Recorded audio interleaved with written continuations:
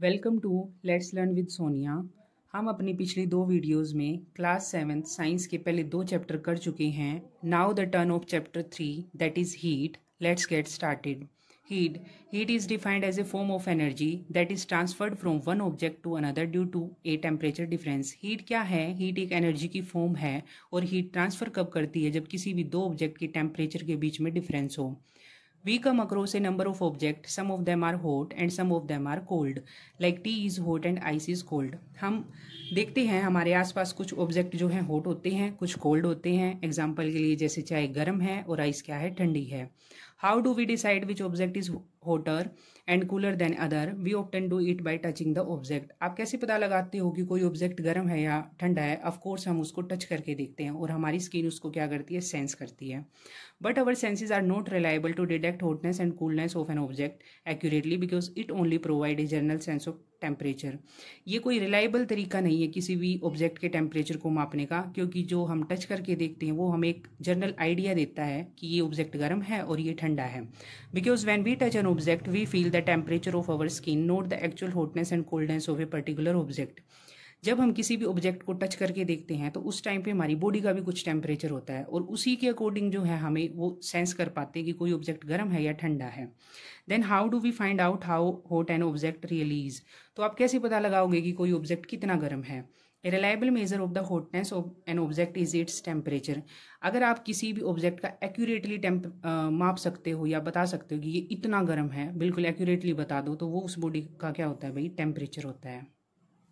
Temperature temperature is the degree of hotness और coldness of an object. कोई object कितना गर्म है या कितना ठंडा है वो उसका क्या होता है? Temperature. Thermometer temperature is measured by a device is called thermometer. Temperature को हम एक डिवाइस से माप सकते हैं जिसको बोलते हैं थर्मामीटर। यहाँ पे हम तीन टाइप के थर्मामीटर पढ़ेंगे।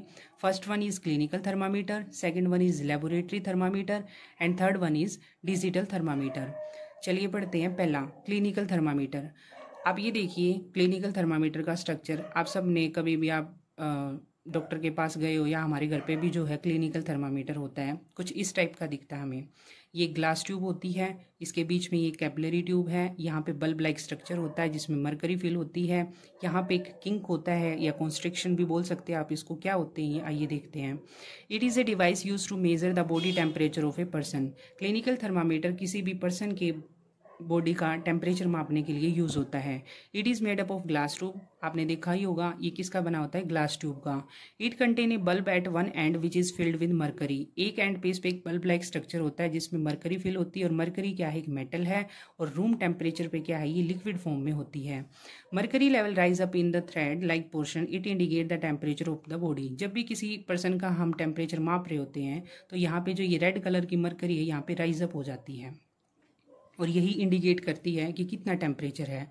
Level of mercury can be measured by reading given on the thermometer. यहाँ पे रीडिंग्स लिखी होती हैं, यानी कि टेम्परेचर लिखा होता है डिग्री सेल्सियस में भी और फ़ारेनहाइट में भी। आप बता सकते हैं जहाँ पे भी ये लेवल जहाँ तक राइज करेगा उतना ही उस बॉडी का क्या होगा? Temperature. It contain A kink near the bulb, it prevent mercury level falling down. जब भी आप किसी बॉडी का टेम्परेचर माप रहे हो तो क्या होता है उस टाइम पे? हो सकता है ये जो यहाँ मान लो उस बॉडी का टेम्परेचर इतना था और जब भी उसने मुंह से निकाल लिया क्लिनिकल थर्मामीटर को तो हो सकता है ये मरकरी का लेवल नीचे चला जाए। तो जो ये किंक होता है कॉन्स्ट्रिक्शन, ये उसको रोकता है कि भाई एकदम से मरकरी का लेवल फॉल ना करे। और आपने देखा होगा जब भी हम थर्मामीटर को यूज़ करते हैं तो उसको एक जर्क देते हैं, उसको झटकाते हैं ताकि ये लेवल नीचे तक आ जाए और हम एक्यूरेटली उस पर्सन का जो है टेम्परेचर मेजर कर सकें। It record temperature from 35 degree Celsius to 42 degree Celsius which is the range of human body temperature. हमारी जो ह्यूमन का नॉर्मल टेम्परेचर रेंज होता है डिग्री सेल्सियस में वो 35 degree Celsius to 42 degree Celsius होता है। तो ये थर्मामीटर भी उसी पे डिज़ाइन है, उतना ही मापता है ये। और जो डॉक्टर हमें बताता है 98 डिग्री सेल्सियस है भाई, 104 डिग्री सेल्सियस है, वो फ़ारेनहाइट में होता है। सेकेंड टाइप का थर्मामीटर है laboratory thermometer. It is use to find out the temperature of the object such as water rather than human body temperature. Human body temperature को मापने के लिए तो भाई क्लिनिकल थर्मामीटर का यूज़ होता है, लेकिन उसके अलावा किसी ऑब्जेक्ट का जैसे वाटर का या किसी भी सॉल्यूशन का हमें टेम्परेचर मापना हो तो हम उसके लिए लेबोरेटरी थर्मामीटर यूज़ करते हैं। The range of laboratory thermometer is generally from -10 degree Celsius to 110 degree Celsius. जो रेंज होती है इस थर्मामीटर की वो होती है -10 डिग्री सेल्सियस से 110 डिग्री सेल्सियस तक। Precaution should be taken while using a laboratory thermometer. Laboratory thermometer को यूज़ करने के लिए कुछ हमें सावधानी बरतनी चाहिए। क्या है वो? Hold the thermometer in straight upright position without tilting it. जब भी आप लेबोरेटरी थर्मामीटर का यूज़ कर रहे हो तो आपको उसको बिल्कुल अपराइट पोजीशन में रखना है, उसको टिल्ट नहीं करना है ऐसे या ऐसे, बिल्कुल उसको सीधा खड़े रखना है। The bulb should not touch the surface of the container. आप जब भी किसी सॉल्यूशन का टेम्परेचर मेजर कर रहे हो तो उसके जो बल्ब होता है एक एंड पे, उसको बिल्कुल बॉटम पे नहीं लगाना है, उसको थोड़ा सा उसमें बॉटम से ऊपर रखना है। It should be completely immersed in the substance so that it covers the bulb from all the side. और जो ये थर्मामीटर है, ये बल्ब है इसका, ये कम्प्लीटली इमर्स्ड होना चाहिए, आधा अधूरा नहीं रखना है, ताकि जो सॉल्यूशन है उस बल्ब को चारों ओर से घेर ले और आपको जो है रीडिंग एक्यूरेटली पता लग जाए। थर्ड टाइप का जो थर्मामीटर है वो है डिजिटल थर्मामीटर, जो कि आजकल यूज़ हो रहा है, हम सब ने देखा भी है।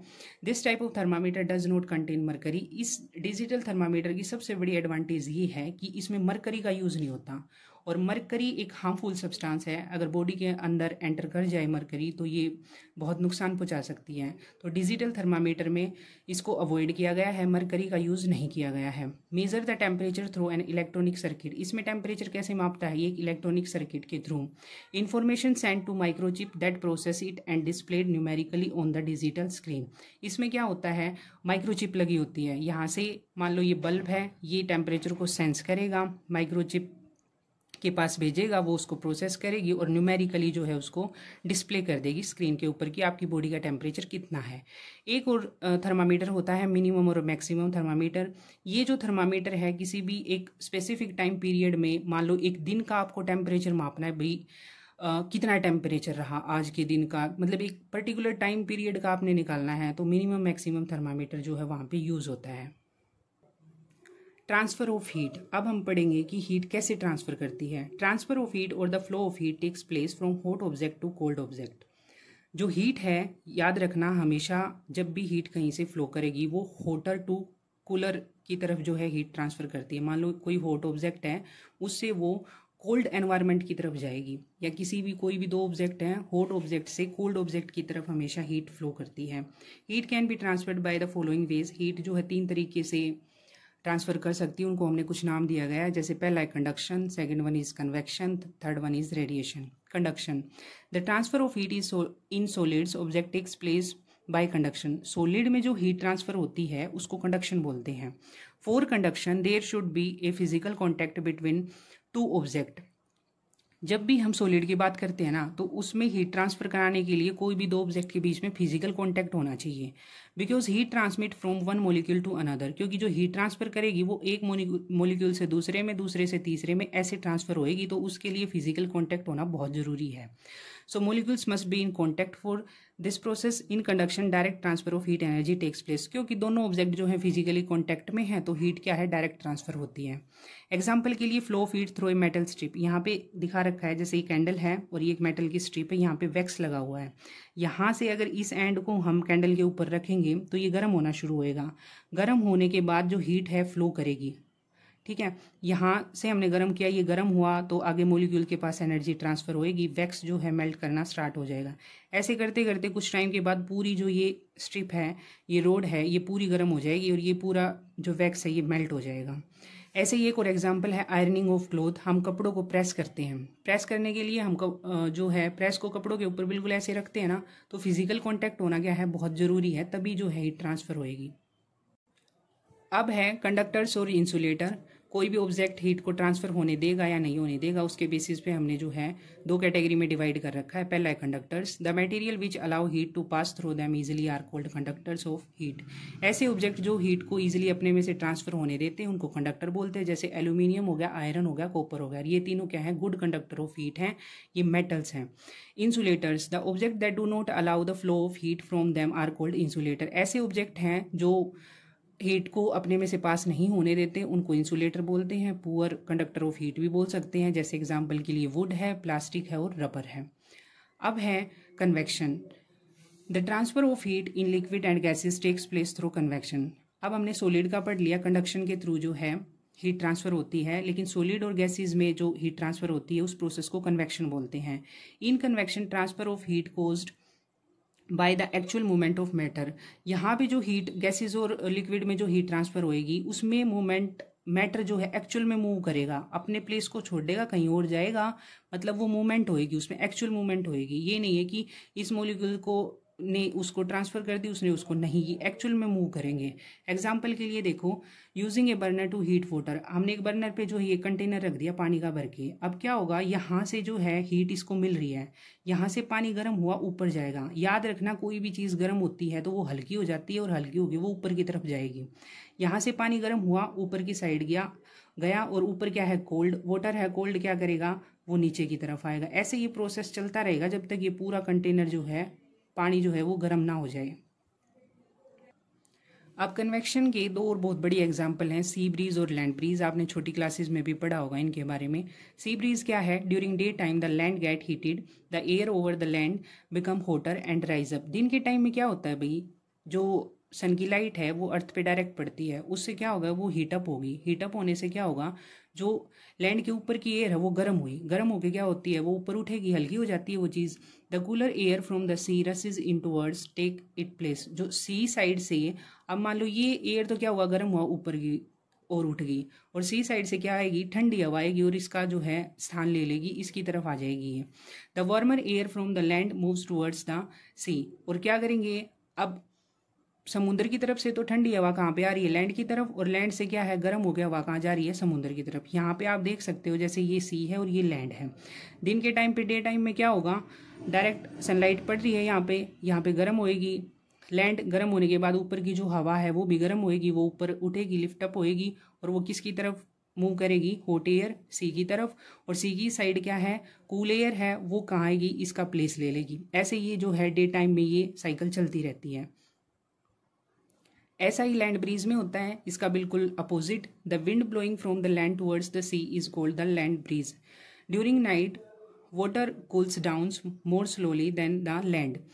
रात के टाइम पे क्या होता है, अब देखो दिन के टाइम पे दोनों साइड में जो है सनलाइट पड़ रही है। अब ज़्यादा गर्म जल्दी कौन हो गया था, लैंड, और जो ठंडी हवा थी सी ब्रीज में वो सी की तरफ से उस साइड जा रही थी। लेकिन रात के टाइम पे क्या होगा, पानी जो है बहुत टाइम लेता है कूल डाउन होने में, तो इसमें क्या होगा, रात के टाइम पे सी का पानी जो है वो गर्म है और उसके ऊपर की हवा क्या होगी, गर्म होगी, वो लिफ्ट अप होएगी और वो क्या करेगी, हल्की होगी, किस साइड जाएगी, लैंड की तरफ। और रात के टाइम पे क्या है, जो धरती है वो ठंडी होगी, उसकी तरफ क्या है, ठंडी हवा है, वो उस साइड सी की तरफ चली जाएगी। इसी को लैंड ब्रीज बोलते हैं। ये याद रखना, जहां से ठंडी हवा आ रही है ना, उसी पे उसका नाम पड़ा हुआ है। जैसे लैंड ब्रीज है, मतलब ठंडी हवा कहाँ से आ रही है, लैंड की तरफ से, और सी ब्रीज हो तो ठंडी हवा कहाँ से आ रही है, सी ब्रीज से। अब थर्ड है रेडिएशन। रेडिएशन क्या है, radiation is the form of transfer of heat which does not require any medium. हमने जो पिछले दो पढ़े, कन्वेक्शन और कंडक्शन, उनमें क्या था, किसी न किसी मीडियम की ज़रूरत पड़ती थी हीट को ट्रांसफ़र होने के लिए। लेकिन रेडिएशन का क्या है मेन बात, इसमें रेडिएशन को फ्लो करने के लिए, इसकी हीट को फ्लो करने के लिए किसी भी मीडियम की रिक्वायरमेंट नहीं होती है। एग्जाम्पल के लिए है sun heat reaches the earth surface. जो सन की हीट है वो अर्थ सरफेस तक कैसे पहुंच रही है, रेडिएशन के through. Heat is radiated from the room heater. आपने देखा हो सर्दियों में हम रूम हीटर लगा लेते हैं और थोड़ी देर के बाद क्या होता है, हमें महसूस होता है कि जो गर्मी है वो हमें महसूस हो रही है, यानी कि रूम हीटर से क्या है, हीट हमारी तरफ आ रही है, यानी कि कूल बॉडी की तरफ आ रही है। उनको भी क्या बोलते हैं, वो भी क्या है, रेडिएशन का एग्जाम्पल है। Our body gives heat to the surrounding and receive heat from it by radiation. ऐसे ही होता है, हमारी बॉडी के अंदर हम भी क्या करते हैं, हीट को लूज करते हैं सराउंडिंग में, और हीट को रिसीव भी ऐसे ही करते हैं, वो भी एक रेडिएशन का एग्जाम्पल है। अब एक बात ध्यान रखना कि कोई भी ऑब्जेक्ट हीट को अगर ले रहा है ना, किसी भी ऑब्जेक्ट के ऊपर अगर हीट पड़ रही है, हीट को वो रिसीव कर रहा है, तो 3 प्रोसेस होते हैं उसमें। क्या होगा, पहला तो कुछ तो उसको वो रिफ्लेक्ट करेगा, यानी कि टकराएगी रेडिएशन या कोई भी हीट और वापस चली जाएगी। कुछ एक को वो एब्जॉर्ब करता है और कुछ एक को अपने में से गुजरने देता है, यानी कि ट्रांसमिट कर देता है। ठीक है। और जो ब्लैक या कलर होता है वो बहुत ज़्यादा हीट को एब्जॉर्ब करता है, या कोई भी डार्क कलर्ड कोई भी ऑब्जेक्ट हो गया, वो हीट को बहुत ज़्यादा एब्जॉर्ब करते हैं, गुड एब्जॉर्बर होते हैं वो हीट के। ठीक है। अब कुछ इंटरेस्टिंग फिनोमिना हैं, जैसे we should wear dark coloured clothes in winter. आप सबने सुना होगा कि विंटर टाइम में, सर्दियों में हमें कुछ डार्क कलर के कपड़े पहनने चाहिए। क्यों? The dark coloured cloth absorb more heat from the environment and keep us warm in winters. अभी मैंने बताया कि कोई भी डार्क कलर्ड ऑब्जेक्ट है ना, वो क्लोथ्स हो गया या कोई और हो गया, वो हीट को एब्जॉर्ब ज़्यादा करते हैं। ठीक है, तो ऐसा ही होता है विंटर्स के टाइम में। हमें सजेस्ट किया जाता है कि हमें डार्क कलर के क्लोथ पहनने चाहिए। क्यों? क्योंकि वो हीट को ज़्यादा एब्जॉर्ब करेंगे एनवायरनमेंट से और हमें जो है गर्म रखेंगे। सेकंड है we should wear light coloured clothes in summer. इसका उल्टा है कि समर में हमें सजेस्ट किया जाता है कि हमें लाइट कलर के कपड़े पहनने चाहिए। ऐसा क्यों? क्योंकि जो लाइट कलर्ड कोई भी ऑब्जेक्ट होता है ना, वो हीट को रिफ्लेक्ट करता है। The light coloured clothes reflect the heat back into the environment and keep us cool during summers. गर्मियों में क्या होता है, हमें गर्मी ना लगे तो क्या करेंगे, वो लाइट कलर्ड के कपड़े उनको रिफ्लेक्ट बैक कर देंगे और हमें इतनी ज़्यादा गर्मी लगेगी नहीं। अब थर्ड है woollen clothes keep us warm. आपने देखा होगा सर्दियों में हम वुलन क्लोथ्स पहनते हैं और हमें वो गर्म रखते हैं। कैसे? Because wool is bad conductor of heat. Wool क्या होती है? बैड कंडक्टर होती है हीट की। हीट को ट्रांसफर नहीं होने देती अपने में से। Air is trapped in between the wool fibres. देखा होगा थोड़े से ना लूजन होते हैं उसके फाइबर्स, उनमें क्या होता है, एयर ट्रैप हो जाती है। और वो एयर ट्रैप होगी, वो किसको रोकती है? हीट को फ्लो होने से रोकती है, इधर से उधर और उधर से इधर। इसलिए क्या होता है, गर्म रहते हैं हम वुलन के कपड़े पहनने के बाद। अब एक और चीज़ है, आपने देखा होगा 2 thin blanket provide more heat than 1 thick blanket because air trapped between the 2 thin blanket. अगर हमें ज़्यादा सर्दी लग रही है, आप एक मोटे कंबल की बजाय 2 पतले पतले कंबल अगर ओढ़ोगे ना, तो उससे क्या होगा, उन दोनों के बीच में एयर ट्रैप होगी। और एयर ट्रैप होगी तो वो हीट को ट्रांसमिट नहीं होने देगी और हमें इतनी ज़्यादा सर्दी नहीं लगेगी एज़ कम्पेयर टू हम एक मोटा सा कंबल ओढ़ के सो जाएं। उसमें ऐसा नहीं होगा क्योंकि एयर ट्रैप नहीं हुई और इतनी हमें जो है हॉटनेस फील नहीं होगी जितना कि अगर आप 2 पतले पतले कंबल भी ओढ़ लो, क्योंकि उनके बीच में एयर ट्रैप होगी और वो उसको कंडक्शन होने ही नहीं देगी हीट की और हमें वार्म रखेगी।